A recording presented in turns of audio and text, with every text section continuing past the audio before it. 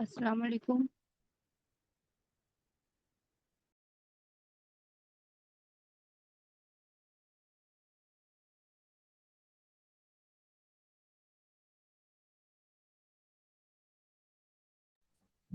अस्सलाम वालेकुम रहमतुल्लाह।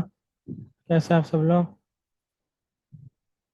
उम्मीद है सब खैरियत से होंगे। अच्छा, दो मैसेजेस आए हुए हैं। अस्सलाम वालेकुम सलाम। अच्छा, हम लोग आज की क्लास अपनी स्टार्ट करते हैं और स्टूडेंट आते रहेंगे।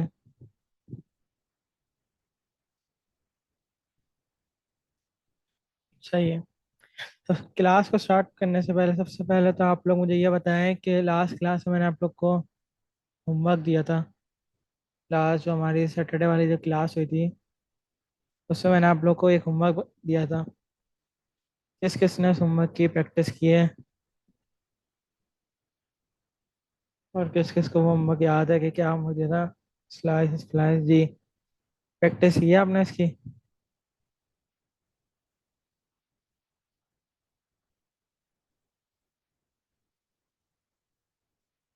पर आज थोड़ा देखा था तो ये एक हफ्ते पहले दिया था मैंने तो ये होमवर्क।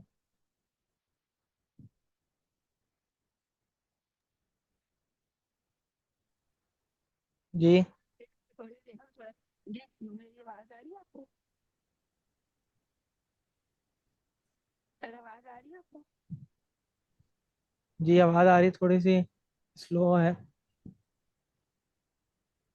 सर, मैंने इसको आज देखा था, मैं लास्ट वीक में थोड़ा सा बिजी थी, इसलिए नहीं देख रही थी। आज मैंने इसको देखा है काफी सारा। तो अब देखें मैं, अब ये तो आप लोग का होमवर्क था, अब आप लोगों ने होमवर्क की प्रैक्टिस की नहीं। अब मैं क्या बोलूँ आप लोग को? आज देखा था आपने तो आपसे क्वेश्चन करता हूं मैं। एक मैं क्लास बना लेता हूँ 50 के नाम से, क्योंकि हमारी एक क्लास बीच में मिस हो गई थी।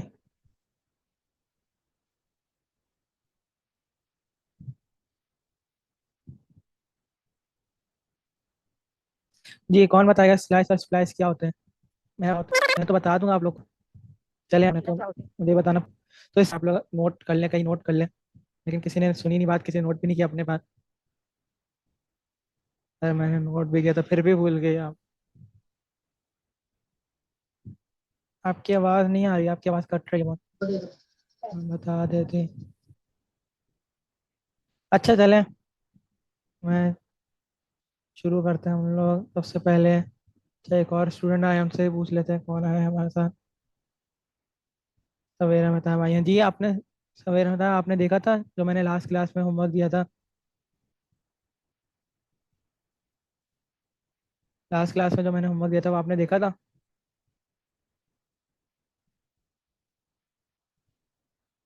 नहीं भाई, किसी ने भी नहीं देखा।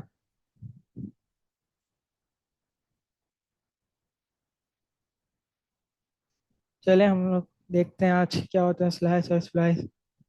मैं यहाँ पे लिखता हूँ, मैसेज आया है, एक मिनट शो करता हूँ। मैं लास्ट क्लास में एब्सेंट थी तो आपने रिकॉर्डिंग भी नहीं ली? ऐसे थोड़ी होगा। ये तो टाइप स्क्रिप्ट तो ऐसी लैंग्वेज है कि जब तक आप लोग उसकी प्रैक्टिस नहीं करेंगे तो कैसे आप लोग को आएगी ये?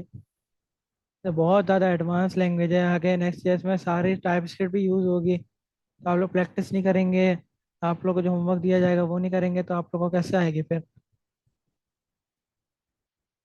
अच्छा, मैं यहाँ पे लिखता हूँ हैरे के मेथड्स। सही है भाई, जिसने नहीं किया उसकी गलती है। लास्ट क्लास में सर नबील ने इतना बड़ा वॉइस मैसेज भी किया था, लेकिन उसके बावजूद भी किसी ने प्रैक्टिस नहीं की। ओके, तो हम लोग देख लेते हैं स्लाइस सबसे पहले। स्लाइस क्या होता है? मैं जल्दी से एक एरे बनाता हूँ। कौन सा बनाऊंगा एरे? कौन? और इसका मैं डालता हूँ फ्रूट्स, इसका नाम होगा। और फिर इसकी डेटा टाइप मैं दूंगा, ये हमारा स्ट्रिंग में होगा। और ये एरे भी होगा। और मैं एक बना लेता हूँ एरे। उसमें मैं फ्रूट्स लिख लेता हूँ जल्दी से। बनाना, ऑरेंज, और एक एप्पल। एक और डाल लेते हैं, पीच। मैंने एक एरे बनाया, उसमें मैंने स्लाइस, सही है, ये स्लाइस का मेथड हम लोग देख रहे हैं अभी। मैंने एक एरे बनाया फ्रूट्स के नाम से, और इसमें मैंने 4 फ्रूट्स दे दिए। अब हमारा स्लाइस मेथड क्या करता है? स्लाइस हमारा एक न्यू एरे क्रिएट करके दे देता है। न्यू एरे कैसे क्रिएट करके देता है? वो ओरिजिनल एरे को नहीं छेड़ता, वो एक न्यू एरे क्रिएट करके दे देता है। वो कैसे क्रिएट करते हैं? मैं यहाँ पे एक वेरिएबल बनाता हूँ स्लाइस एरे के नाम से, और इक्वल टू मैं यहाँ पे डालता हूँ फ्रूट्स डॉट स्लाइस। अच्छा, स्लाइस हमारा मेथड है, कैसे पता चला? क्योंकि हम हमारे इसके आगे राउंड ब्रैकेट्स भी आ रहे हैं, और जब हम इस पर ओवर करें तो ये बता भी रहेगा ये एक मेथड है। अच्छा, स्लाइस में हमारे पास दो वैल्यूज आती हैं। मैं एक वैल्यू देता हूँ 1, और एक वैल्यू देता हूँ 3। इन दोनों वैल्यूज को आप लोग आर्ग्यूमेंट्स भी कहते हैं। आर्ग्यूमेंट जब हम फंक्शंस पढ़ेंगे उस वक्त आपको और ज़्यादा अच्छे से क्लियर होंगे कि आर्ग्यूमेंट्स क्या होते हैं। तो अभी आप बस इतना समझ लें कि इसके अंदर दो वैल्यूज आती हैं, और उन वैल्यूज को हम लोग आर्ग्यूमेंट्स भी कहते हैं, कि इसके अंदर दो आर्ग्यूमेंट्स आते हैं। दो आर्ग्यूमेंट ने क्या लिखा है? एक वैल्यू होती है इनिशियल वैल्यू, और एक, दो वैल्यूज आती हैं। एक इनिशियल वैल्यू होती है, और एक जहाँ तक जाना है वो वैल्यू होती है। जो फर्स्ट वैल्यू होती है उसका वो होता है स्टार्टिंग पॉइंट, और सेकंड वैल्यू होती है हमारे पास एंडिंग पॉइंट। अच्छा, आप कोशिश कर रहे हैं कि आप लोग नोट भी करते हैं ना साथ साथ। फर्स्ट वैल्यू हमारे पास कौन सी होती है? फर्स्ट वैल्यू होती है हमारे पास स्टार्टिंग पॉइंट, और सेकंड वैल्यू होती है हमारे पास एंडिंग पॉइंट। फर्स्ट वैल्यू हमारी इंक्लूड होती है, और सेकंड वैल्यू हमारी नॉट इंक्लूड होती है। मतलब इसको क्या होता है, ये मैं इसको एक दफ़ा प्रिंट करवाता हूँ, उसके बाद देखते हैं इसका क्या आउटपुट आता है। फिर आप लोग को और अच्छे से समझ में आएगा। वैसे तो ये आप लोग का होमवर्क था, लेकिन चलें, अब आप लोग नहीं प्रैक्टिस करके आए तो देखना ही पड़ेगा। हम लोग स्किप तो नहीं कर सकते कोई भी चीज़। मैंने अभी चलाया है कोड को, तो ये देखिएगा क्या आउटपुट आएगा। ये देखिए हमारे पास क्या आउटपुट आया। हमारे पास ऑरेंज और एप्पल आए। ऑरेंज और एप्पल क्यों आए, अब इसको समझते हैं। मैंने सबसे पहले एक कौन वेरिएबल बना, एरे बनाया अपना फ्रूट्स के नाम से, और इसके अंदर 4 वैल्यूज दी। फिर उसके बाद मैंने एक वेरिएबल बनाया स्लाइस एरे के नाम से, और उसमें मैंने क्या वैल्यू दी? इसमें मैंने स्लाइस का एक मेथड लगाया, और उसके अंदर दो आर्ग्यूमेंट दिए। पहला आर्ग्यूमेंट होता है हमारे पास स्टार्टिंग पॉइंट, मतलब कहाँ से स्टार्ट हो। आप लोग को इंडेक्सिंग तो पता है ना?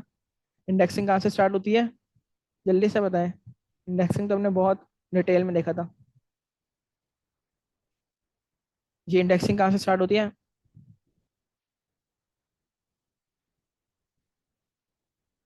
हेलो। जीरो से स्टार्ट होती है। हाँ, इसमें एरे ऐड कर सकते हैं। कल कल तक कर देंगे जीरो से। जीरो से स्टार्ट होती है जी, बिल्कुल। तो यहाँ पे मैं लिखता हूँ, इंडेक्सिंग लिख भी देता हूँ 1, और ये हो गया हमारे पास 2, और ये क्या होगा हमारे पास 3। तो ये हमारी इंडेक्सिंग जीरो से स्टार्ट होती है। यहाँ पे मैं लिखता हूँ जीरो। मैंने इसमें फर्स्ट आर्ग्यूमेंट क्या दिया? फर्स्ट आर्ग्यूमेंट दिया मतलब 1।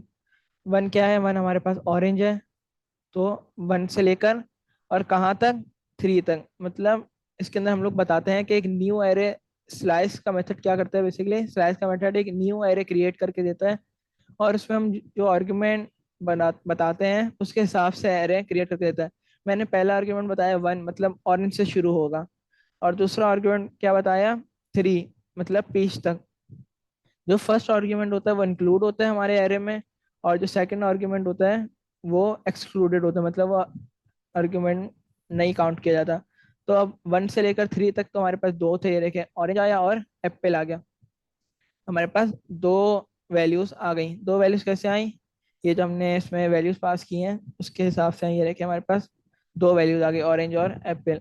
अगर मैं इसके चेंज करूं, और मैं यहाँ पे 0 लिख दूं, और यहाँ पे 3 नहीं बल्कि 2 कर देते हैं, चले। तो अब क्या आएगा, बताएं आप लोग। मैं इसके बाद फिर कमेंट में भी लिखता हूँ ताकि आप लोग भी देख लेना उसको। अच्छा, चैट थोड़ा मसला हो रहा है। जी बताएं आप लोग। अभी कि मैंने आर्गुमेंट चेंज कर दिए। 0 और 2। ऑरेंज। Banana apple.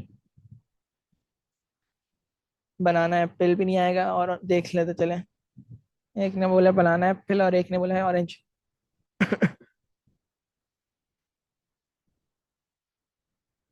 तो हमारे पास क्या आ गया, बनाना और ऑरेंज, ये दोनों आ गए। ये कैसे आए? मैं यहाँ पे लिखता हूँ, स्लाइस क्या करता है। मैं ऊपर के ऊपर लिखते हैं, यहाँ पे लिखते हैं स्लाइस।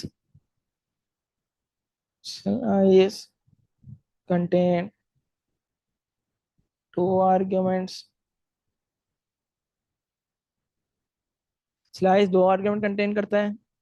हमारे पास जो पहला होता है वो उसको कहते हैं स्टार्टिंग पॉइंट, कहाँ से स्टार्ट होना है। और वो हमारा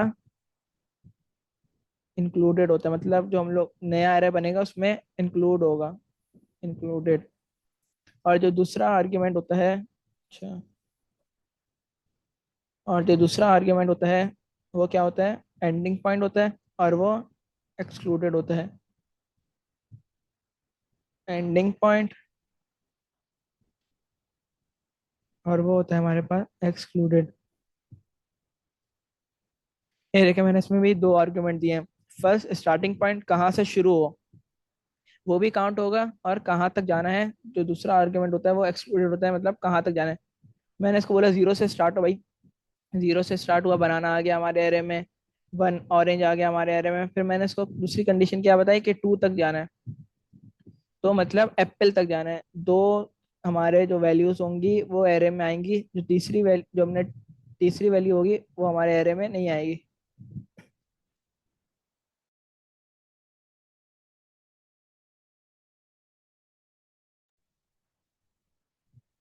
ऐसा कैसे हुआ? ये देखे, मैंने यहाँ पे लिख भी दिया है। फर्स्ट स्टार्टिंग पॉइंट इंक्लूडेड, मतलब जब भी न्यू एरे बनेगा तो उसमें जो पहला होगा वो स्टार्टिंग पॉइंट होगा और वो हमारे इंक्लूड होगा एरे में। लेकिन जो दूसरा पॉइंट होगा वो एंडिंग पॉइंट होगा, और वो एक्सक्लूडेड होगा, वो हमारे एरे में काउंट नहीं होगा। अगर मैं यहाँ पे 3 कर दूं तो उसका मतलब क्या हुआ? अच्छा, मैं एक मिनट पानी पी लूं।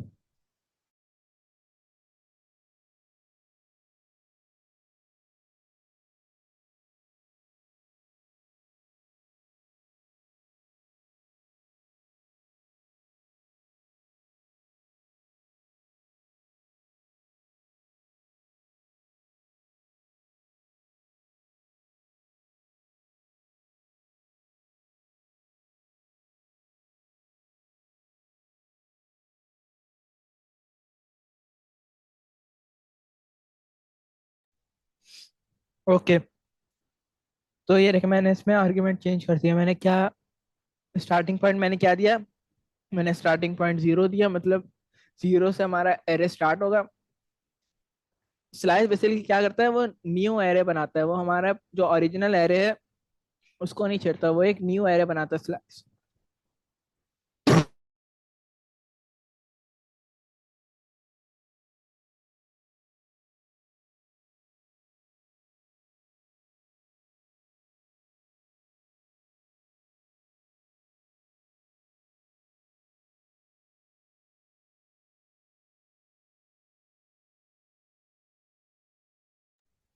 अच्छा, सॉरी, वो मेरा गले में किसी का सवाल आया है।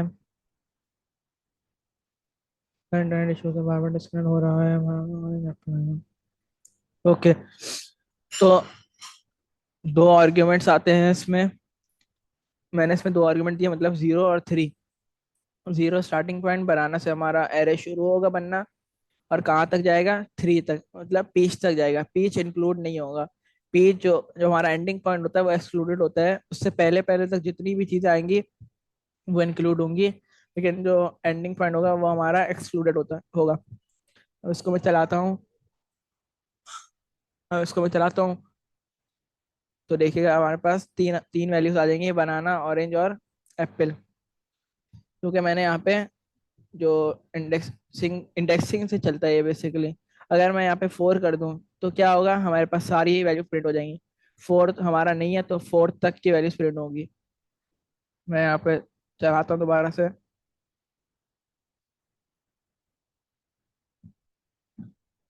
तो हमारे पास चारों वैल्यूज प्रिंट हो गई।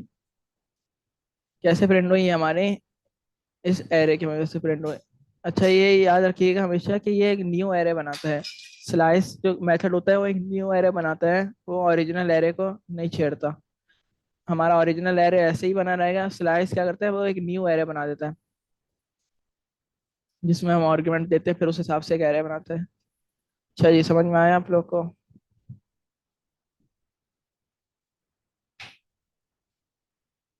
जल्दी से बताएं, समझ में आया? यस। बाकी भी बताएं। आप लोग इसकी प्रैक्टिस करेंगे तो आप लोग को और अच्छे से समझ में आएगा। आप लोग आर्ग्यूमेंट दें, और मैंने यहाँ पे 4 दिया है, आप लोग यहाँ पे 6 देखें, यहाँ पे 0 की जगह आप 3 दे। तो इस तरह करें, आप लोग को और अच्छे से समझ आएगा। अच्छा, दूसरा मेथड कौन सा था? दूसरा मेथड था हमारे पास स्प्लाइस का। स्प्लाइस का मेथड क्या करता है वो देखते हैं हम लोग जल्दी से। एक न्यू बनाते हैं कास्ट के नाम से, और ये भी हमारा होगा स्ट्रिंग। स्ट्रिंग एरे होगा इक्वल टू, और इसमें जल्दी से गाड़ियों के नाम लिखता हूँ। अच्छा है। और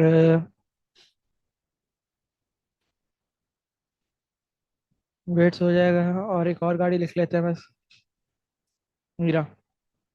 ओके, तो मैंने 3 गाड़ियों के नाम लिखे हैं, और मैं स्प्लाइस का मेथड चलाता हूँ।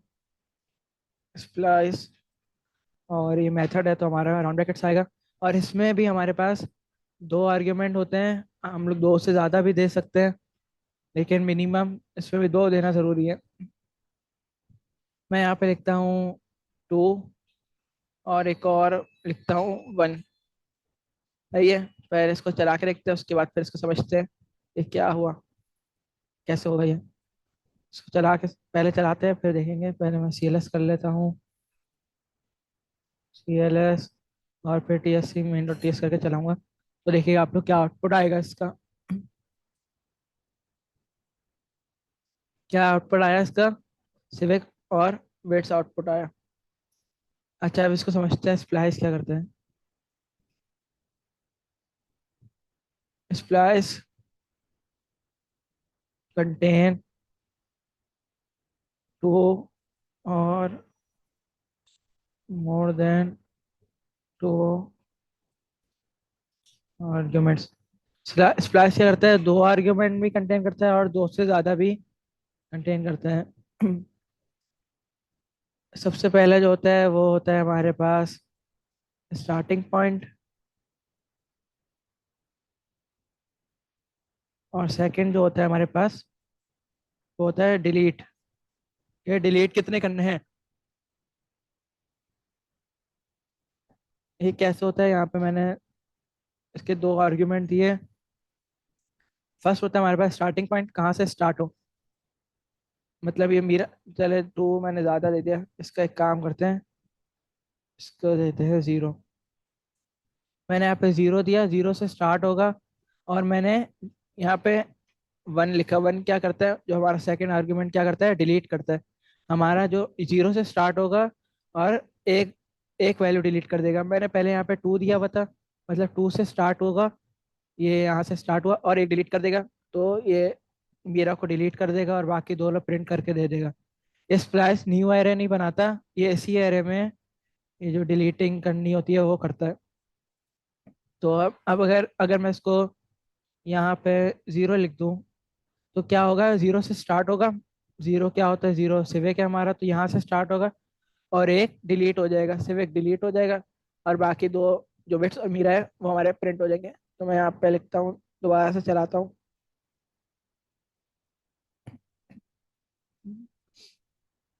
ये देखिए हमारे पास क्या हुआ, वेट्स और मीरा प्रिंट हो गया। वेट्स और मीरा क्यों प्रिंट हुए?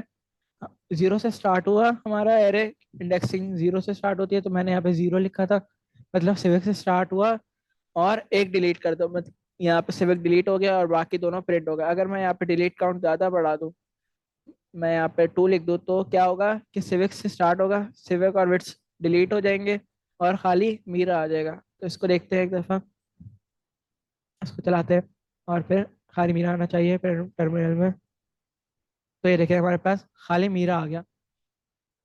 समझ में आया आप लोग को ये? अच्छा, इसके आर्ग्यूमेंट्स मैंने जैसे आप लिखा है स्लाइस मोर देन 2 आर्ग्यूमेंट्स भी कंटेन करता है। तो मैं यहाँ पे एक वैल्यू लिखता हूँ, रोला। ये अभी 3 लिखते हैं, तो देखिएगा अब क्या होगा। अब मैंने क्या किया, मैंने एक और आर्ग्यूमेंट बढ़ा दिया।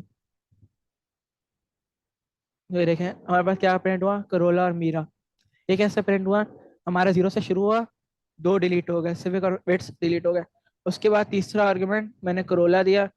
तो जो डिलीट होती है जो वैल्यूज, उनकी जगह जो हम लोग तीसरा आर्ग्यूमेंट देते हैं वो आता है। समझ में आई आप लोग को ये बात, कि जो चीज़ें डिलीट होंगी, अगर मैं यहाँ पे मिसाल के तौर पे मैं यहाँ पे एक डिलीट कर दूँ, 0 से स्टार्ट हो और एक डिलीट हो जाए, मतलब सिर्फ एक डिलीट हो गया, तो इसकी जगह क्या आएगा, उसकी जगह क्रोला आ जाएगा। और अगर मैं यहाँ पे कॉल वैल्यू दूँ, कोई गाड़ी की कौन सी दूँ, ऑल्टो दे देते हैं, तो क्या होगा कि 0 से स्टार्ट होगा, एक डिलीट कर देगा, सिविक डिलीट हो जाएगा। और जो सिविक डिलीट होगा उन उसकी जगह क्या आ जाएगा, उसकी जगह क्रोला और ऑल्टो आ जाएगा। तो जहाँ पे डिलीशन डिलीशन होगी एरे की एलिमेंट्स की, वहीं पे हमारे न्यू एलिमेंट्स भी आ जाएंगे। तो मैं इसको भी देखते हैं चला के। तो ये देखिएगा आप लोग क्या आउटपुट आएगा, सबसे पहले करोला आएगा और फिर ऑल्टो आएगा, और उसके बाद फिर विट्स और मीरा आ गए। विट्स और मीरा बाद में आए, करोला और ऑल्टो पहले आ गए। पहले क्यों आए, ये हमारे डिलीशन की वजह से आए। अगर मैं मिसाल के तौर पे दोनों 0 0 कर दूं, मतलब 0 से स्टार्ट होगा और कुछ भी डिलीट नहीं होगा, फिर क्या होगा, फिर भी ये शुरू में आएंगे ये दोनों वैल्यूज। शुरू में क्यों आएंगी, क्योंकि मैंने यहाँ पे स्टार्टिंग पॉइंट दिया हुआ है कि 0। अगर मैं यहाँ पे 1 कर दूं तो हमारी करोला और ऑल्टो बीच में आएंगे।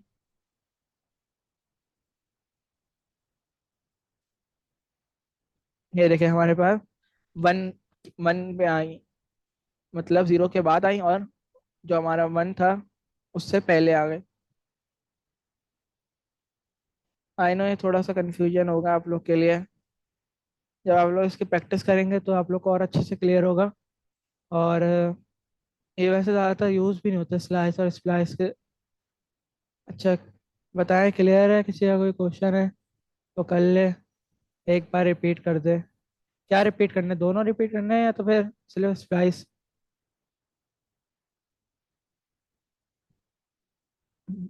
स्लाइस, ओके स्लाइस कह रही है तो मैं इसको कमेंट करता हूँ और ऊपर आ जाता हूँ स्लाइस में। इस वाले को अनकमेंट कर देता हूँ। अच्छा, इसमें तो सबसे पहले मैंने एक एरे बनाया फ्रूट्स के नाम के, और उसमें मैंने 4 वैल्यू दे दी। ये ऊपर मैंने इसकी इंडेक्सिंग लिखी है, कमेंट में लिखी है। ये तो आप लोग को पता है अच्छी तरह की, इंडेक्सिंग 0 से स्टार्ट होती है। और इसे उसके बाद मैंने एक वेरिएबल बनाया स्लाइस एरे के नाम से, और इसमें मैंने क्या वैल्यू दी, फ्रूट्स डॉट स्लाइस की। और स्लाइस एक मेथड है तो उस पर आगे राउंड ब्रैकेट लगा दिया। यहाँ तक तो सबको क्लियर है। उसके बाद यहाँ पे हमारे पास मेरे ऊपर लिखा है स्लाइस कंटेंट 2 आर्ग्यूमेंट्स। पहला आर्ग्यूमेंट जो होता है वो स्टार्टिंग पॉइंट होता है, और जो दूसरा आर्ग्यूमेंट होता है वो हमारे पास एंडिंग पॉइंट होती है। तो यहाँ पे मैं दे देता हूँ 2 आर्ग्यूमेंट, इसको हटाना पड़ेगा। 2 आर्ग्यूमेंट दे देता हूँ मैं, यहाँ पे 1 दे देता हूँ और कॉमा 3 दे देता हूँ। कुछ भी दे रहे हैं आप लोग, मतलब जो एरे में जितनी वैल्यूज है उस हिसाब से दे। उसके बाद मैंने आगे क्या लिखा है, जो फर्स्ट स्टार्टिंग पॉइंट होती है वो इंक्लूडेड होता है। मतलब स्लाइस बेसिकली करता क्या है, स्लाइस की डेफिनेशन क्या है, slice makes new array. Slice हमारा एक न्यू एरे क्रिएट करता है, वो ओरिजिनल एरे को नहीं छेड़ता। न्यू एरे किस बेस पे क्रिएट करता है, जो हम लोग उसको आर्ग्यूमेंट देते हैं उस बेस पे वो न्यू एरे क्रिएट करता है। तो हमने फर्स्ट आर्गुमेंट दिया स्टार्टिंग पॉइंट, जो हमारा इंक्लूडेड होगा, मतलब हमारा ऑरेंज से स्टार्ट होगा एरे, और कहाँ तक जाएगा, 3 तक जाएगा। मतलब 2 वैल्यूज खाली प्रिंट होंगी, तीसरी वैल्यू प्रिंट नहीं होगी। यहाँ तक जाएगा ये, लेकिन ये प्रिंट नहीं होगा। जैसे मैंने यहाँ पे भी लिखा है, जो सेकंड वैल्यू होती है हमारे पास, वो एंडिंग पॉइंट होती है और वो एक्सक्लूडेड होती है, मतलब वो हमारे एरे में इंक्लूड नहीं होगी। तो हमारे पास अब क्या प्रिंट होगा, खाली ये दो वैल्यूज प्रिंट होगी। 1 से स्टार्ट होगा और 3 तक जाएगा। 1 इंक्लूडेड, ऑरेंज आ जाएगा, फिर 2 एप्पल भी आ जाएगा, फिर 3 एक्सक्लूडेड होता है तो हमारे पास 3 नहीं आएगा।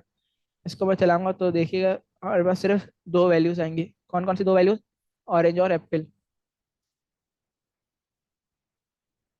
ये देखिए हमारे पास दो वैल्यूज आ गई, ऑरेंज और एप्पल की। जी अब क्लियर? रिकॉर्डिंग देखेंगे इंशाल्लाह क्लियर हो जाएगा। नहीं आ रहा स्प्लाइस। अच्छा, रिकॉर्डिंग से देख लीजिएगा। बाकी सबको क्लियर है? ओके, तो हम आगे चलते हैं। अब हमारा नेक्स्ट टॉपिक है, वो है हमारा रीड ऑनली एरे। वो हमारा एरे का आखिरी टॉपिक होगा। अच्छा, मैं यहाँ पे लिख देता हूँ। क्या है? Read read only array. Read only array क्या करता है? रीड ऑनली एरे का मतलब होता है कि एरे की जो वैल्यू होती है वो कांस्टेंट हो जाती है। रीड ऑनली एरे का एरे का मतलब क्या होता है, जो एरे के अंदर हम लोग जो वैल्यूज देते हैं, ये जैसे मैंने ये वैल्यूज दी, तो ये वैल्यूज हमारी कांस्टेंट हो जाती है। कांस्टेंट कैसे होती हैं? मैं एक बनाता हूँ एरे, और किस नाम से बनाए? किसी भी नाम से बना लेते हैं, कोई चेंज हो जाए ना नाम। मैं करता हूँ, सिटी के नाम से बना लेता हूँ। और क्या होगा, बल्कि नहीं, एक काम करते हैं, एग्जाम्पल याद आ गया, मैं एक रेस्टोरेंट के नाम से एक एरे बना लेता हूँ। बल्कि मेन्यू के नाम से बना लेता हूँ, वो सही रहेगा, मेन्यू। और इस स्ट्रिंग में होगा और ये एरे होगा। और मैं इसको एरे देता हूँ बर्गर, पिज़्ज़ा और फ्राइज। रीड ओनली एरे क्या करता है? रीड ओनली एरे हमारे जो वैल्यूज हैं उनको कांस्टेंट बना देता है। वो कैसे कांस्टेंट बनाता है? अब देखिए, अगर मैं यहाँ पे लिखूंगा मेन्यू डॉट पुश, तो हमारे पास कोई एरर नहीं आएगा, सिंपली पुश हो जाएगा। मैं अगर यहाँ पे कोई भी वैल्यू दे लिखूँ, शॉर्मा लिखता हूँ, तो ये हमारे पास सिंपली पुश हो जाएगा, ये इसमें कोई एरर नहीं आएगा। अगर मैं यहाँ पे लिखूँ पॉप, तो हमारे पास पॉप भी हो जाएगा और कोई एरर नहीं आएगा। इसको हटाना पड़ेगा, जो पॉप तो रिमूव करता है। तो ये देखिए हमारे पास पॉप भी हो जाएगा, कोई एरर नहीं आएगा। जब इसी तरह मैं यहाँ पे अगर यहाँ पे अनशिफ्ट लिखूँ तो भी एरर नहीं आएगा, और यहाँ पे अगर शिफ्ट लिखूँ तो भी हमारे पास कोई एरर नहीं आएगा। तो रीड ओनली एरे का बेसिकली क्या काम होता है? रीड ओनली एरे मतलब होता है कांस्टेंट वैल्यूज। इसकी एग्जांपल लें कि आप लोग का एक रेस्टोरेंट है और आप लोगों ने उसमें एक मेन्यू बनाया। मेन्यू में चीज़ें चेंजेस होती रहती है, कोई चीज़ न्यू ऐड होती है, कोई चीज़ हट जाती है। लेकिन आपके मेन्यू में आपने तीन चीज़ें कांस्टेंट रख दी, मतलब आपने बर्गर, पिज़्ज़ा और फ्राइज कांस्टेंट रख दिया कि ये कभी चेंज नहीं होंगे। बर्गर भी नहीं चेंज होगा, मतलब ना पुश होगा ना पॉप होगा, मतलब रिमूव नहीं होगा। बर्गर भी, पिज़्ज़ा भी रिमूव नहीं होगा और फ्राइज भी रिमूव नहीं होंगे। तो ये तीन चीज़ें आप लोग के जो रेस्टोरेंट है उसकी मस्ट हैं। ये मतलब ये तीन चीज़ें तो होंगी होंगी, बाकी चीज़ें भी होंगी। ये तीन चीज़ें कभी भी डिलीट नहीं होंगी और कभी भी इसमें एडिशन नहीं होगी, मतलब फ्राइज की जगह कोई दूसरे फ्राइज नहीं आएंगे। सिंपल फ्राइज होंगे, सिंपल पिज़्ज़ा होगा, सिंपल बर्गर होगा, ये आप लोग के मेन्यू में लाजमी होगा। तो इस चीज़ को करने के लिए हम लोग बनाते हैं read only array. Read only array का मतलब क्या होता है कि बस वो खाली रीडेबल होता है, उसमें कोई भी मेथड्स नहीं लग सकते हैं। वो कैसे नहीं लग सकते? रीड ऑनली एरे का सिंटेक्स क्या होता है? आप लोग ये जो कॉलन लगाए हैं उसके बाद सिंपली हम लोग यहाँ पे लिखते हैं रीड ऑनली, तो ये हमारे पास रीड ऑनली एरे बन गया। अब इसका मतलब क्या हुआ? इन तीनों जो वैल्यूज ये हैं, इसमें से कुछ भी चीज़ें ना हट सकती हैं और ना चीज़ें कोई ऐड हो सकती है। अब देखिए अगर मैं यहाँ पे सिंपली मेन्यू डॉट, अगर मैं पॉप लगाऊंगा तो ये देखिए हमारे पास आ भी नहीं रहा। और अगर मैं यूँ भी करूँ तो ये देखिए हमारे पास एरर आ रहा है। एरर क्या आ रहा है? Property pop does not access on time read all list. तो जैसे मैंने आप लोग बताया अभी कि रीड ओनली क्या करता है, हमारी जो वैल्यूज है उनको कांस्टेंट बना देता है। हम न इसमें कुछ चीज़ ऐड कर सकते हैं और ना कुछ रिमूव कर सकते हैं। बस ये जो हमने दे दी एक दफ़ा वही दे दी। तो आपको इस कोड को देखे फिर मैं इसको चला के देता हूँ, चलाऊंगा तो सिंपली वही आ जाएगा मेन्यू। इसको चलाते हैं हम लोग।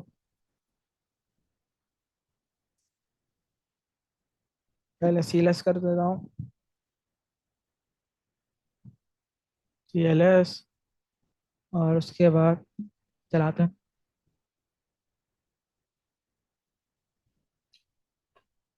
तो ये देखें हमारे पास तीनों चीज़ें आ गई। वो तो सिंपल है, आप लोग को पता है कि ये तीनों ही आएंगे। तो समझ में आया रीड ओनली एरे का प्रोसेस क्या होता है। रीड ओनली एरे हमारे एरे को कांस्टेंट बनाने के लिए यूज होता है।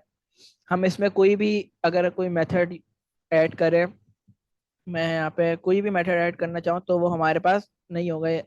मेन्यू डॉट अगर मैं ये देखें कोई भी मेथड है, हमने कौन कौन से पढ़ लिए हैं, हमने अभी जो पढ़े स्लाइस और स्प्लाइस करूँ, अच्छा ये तो चल जाएंगे।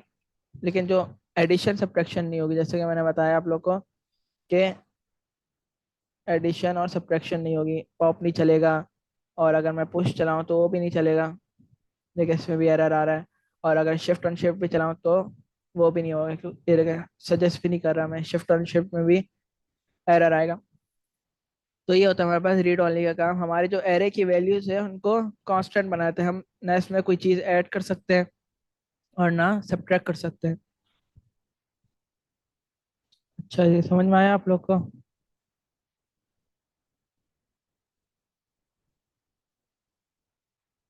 जी, ओके। आप लोग इसको देखिएगा, रिकॉर्डिंग भी इंशाल्लाह आज अपलोड कर दूंगा, तो आप लोग को और अच्छे समझ में आ जाएगा। वैसे तो ये सारा आज आप लोग का होमवर्क था, लेकिन फिर भी चलिए रीड ओनली एरे भी हो गया। अब हमारे यहाँ पे एरे खत्म हो गए। अब हम लोग नेक्स्ट क्लास से अपने ऑब्जेक्ट्स देखेंगे। तो आप लोग ऑब्जेक्ट्स भी लाजमी घर से देख कर आइएगा, एक दफ़ा रीड करके आइएगा, ताकि आप लोग जब क्लास में आए कल तो आप लोग को ऑब्जेक्ट्स का टॉपिक और अच्छे से क्लियर हो जाए। किसी का कोई क्वेश्चन है तो कर ले।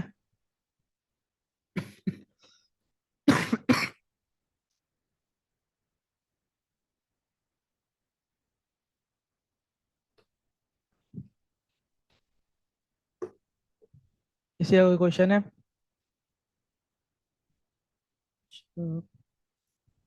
नहीं। ओके। तो आज हमने ज़्यादा चीज़ें तो नहीं देखी, स्लाइस देखा, स्प्लाइस देखा और रीड ओनली एरे देखा है। अब 3 मिनट रह गए हमारी क्लास में, तो किसी ना कोई चीज़ नोट करनी है तो वो कर ले। उसके बाद फिर अपनी क्लास एंड करते हैं। अच्छा आप लोग को एक बात ये बतानी थी कि अब मैं एक आप लोग का एक उसको कहते हैं ना सरप्राइज टेस्ट, वो लूंगा आप लोग का। कभी भी लूंगा मैं सरप्राइज टेस्ट, तो आप लोग उसके लिए प्रिपेयर रहिएगा। सरप्राइज टेस्ट किसी भी दिन ले लिया जाएगा आप लोग का, इस वीक नहीं, अगले वीक में, अगले वीक के बाद किसी भी दिन आप लोग का एक सरप्राइज टेस्ट लिया जाएगा। उसपे कोई मार्क्स वगैरह नहीं होंगे, बस वो आप लोग के तैयारी के लिए होगा। आप लोग को पता चल सकेगा कि कौन कितने पानी में है, ये पता चल सकेगा कि किसको कितनी मेहनत की और ज़रूरत है, और किसको और कितनी मेहनत की ज़रूरत है। तो आप लोग का नेक्स्ट वीक में नहीं होगा, किसी भी दिन में अचानक से सरप्राइज टेस्ट ले लूँगा। और उसमें फिर देखूंगा कि आप लोग की कितनी प्रैक्टिस है और कौन कौन प्रैक्टिस कर रहा है, क्योंकि टेस्ट में तो सबकी असलियत सामने आ जाती है ना, कि कौन कितने प्रैक्टिस कर रहे हैं, किसके कॉन्सेप्ट क्लियर है। तो आप लोग उसके लिए प्रिपेयर रहिएगा। रीड ओनली एरे कहाँ यूज़ करते हैं?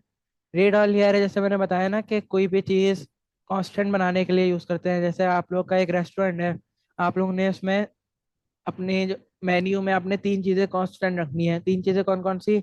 बर्गर, पिज़्ज़ा और फ्राइज आप लोग ने कांस्टेंट रखने हैं। मतलब वो ना चेंज हो सकते हैं और ना उसमें कोई एडिशन सब्ट्रैक्शन हो सकती है।